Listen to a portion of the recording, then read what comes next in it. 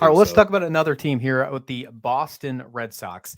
And Boston had a rough season last year. Now we go from a team who had the most probably shocking in the positive outlook for the AL East to probably the team who had the most shocking in a negative aspect. This was a team that I thought could have maybe at the beginning of the season could have run for the AL East championship, been that sleeper. That was obviously not the case whatsoever. And now we are seeing them not only with the heartbreak of losing Mookie Betts a few years back, now we have them not getting Xander Bogaerts. He's now at San Diego. There's some conversation here that now we have to get Devers extended. If not, I think the fan base might just get up and quit. I don't know what's going to happen if that's the case.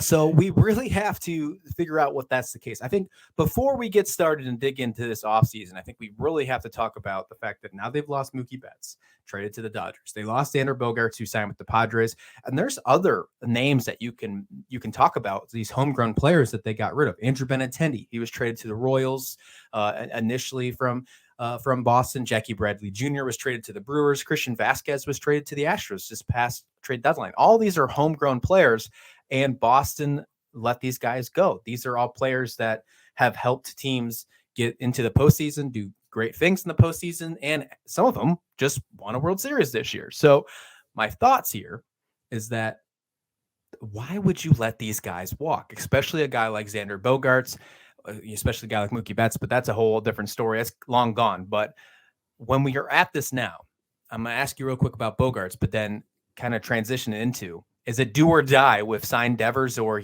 basically pack up and move to Europe, Sean?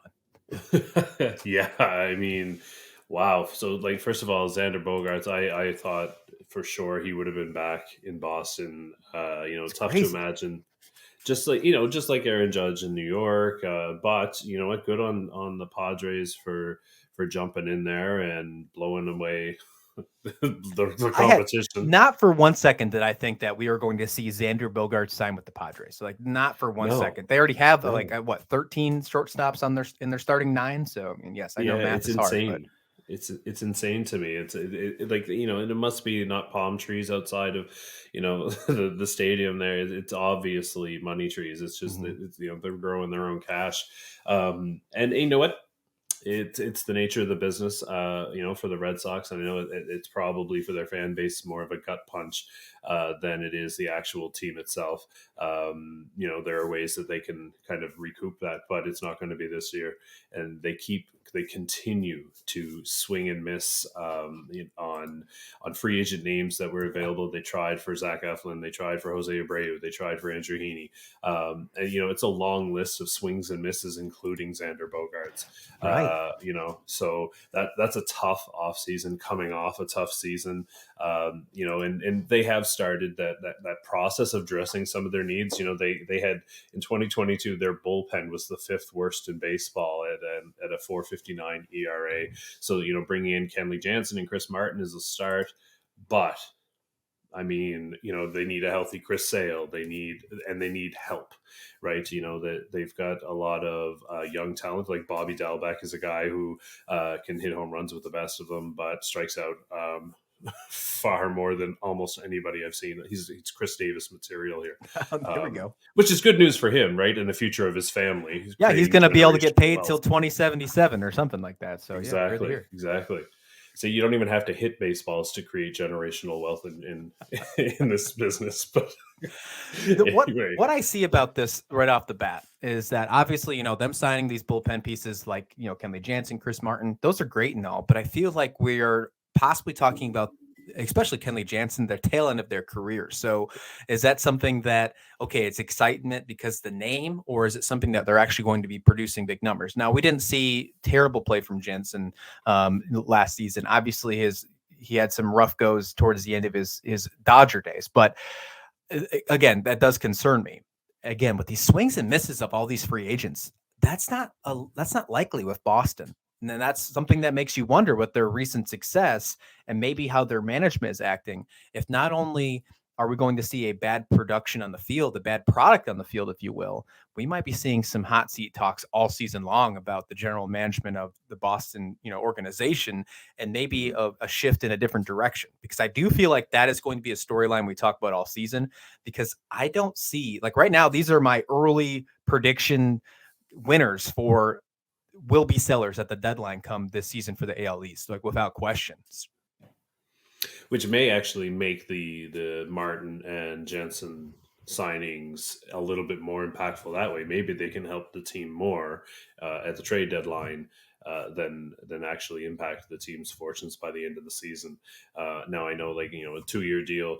But what happens at the trade deadline is you have a guy available plus has an extra year of control, right? There's that added kind of return that you can get from that. And maybe that's where these two signings can help them, because as of right now, I'm with you. I just don't see, unfortunately for our Red Sox fans out there, I just don't see how they can continue to swing and miss and still somehow compete in this division.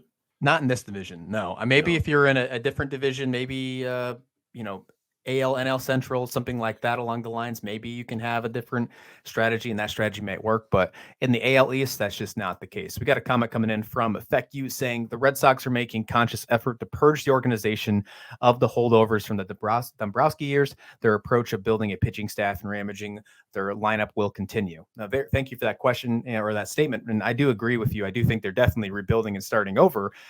That's just something that I don't think we've been used to see with Boston. They've always tried to do a strategic rebuild, if you will, to try to stay competitive and not go to the bolts and nuts. But I think we are closer to.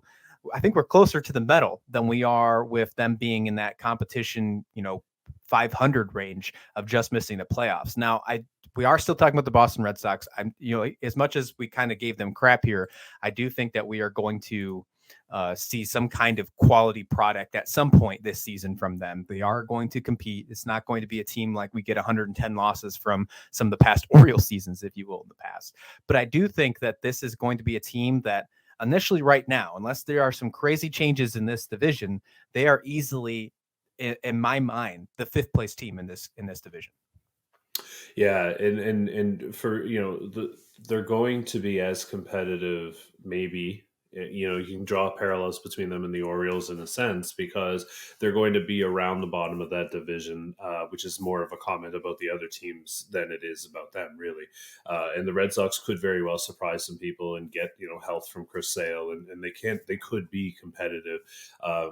But again, not because they're young and upcoming. I think it's because they've managed to somehow kind of plug holes here and there and get lucky, to be perfectly honest.